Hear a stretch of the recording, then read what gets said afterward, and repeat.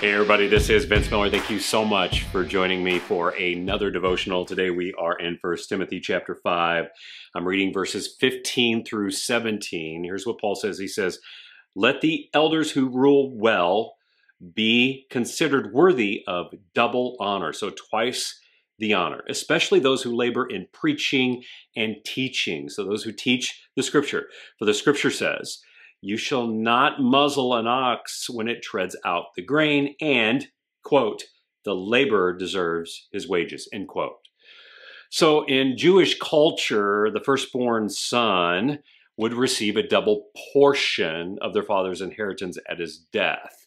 And what we read in this text is probably a little bit of an allusion to the same kind of principle or same treatment. The text says that a pastor who actually teaches is deserving of double honor or twice the honor. And the double reference is to both esteem and compensation. That's what the text says. But the best part of this principle, I think, is the word picture here. It's the picture of a muzzled ox.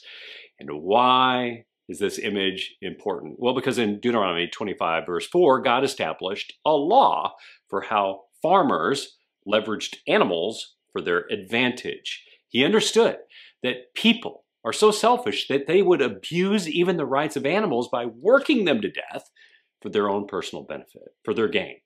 And that they would become so selfish at times that they would actually muzzle the ox so that that ox couldn't eat, couldn't slow down to even take a quick bite.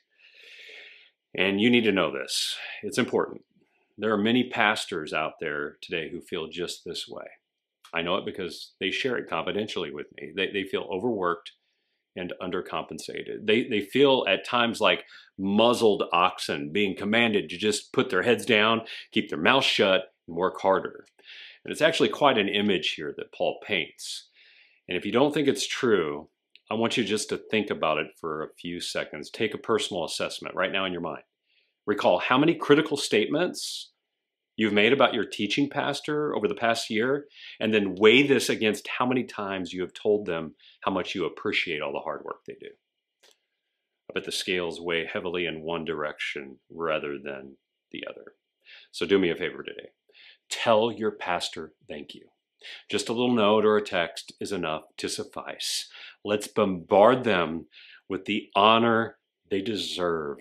And if you want to double it up, pair it up with a nice generous donation to their ministry, or maybe just a gift card to a local business. They'll love it. It is way more infrequent than you think it is. I love you guys. I pray this blesses you. If it has blessed you, then do something about it today, and I'll see you right back here again tomorrow.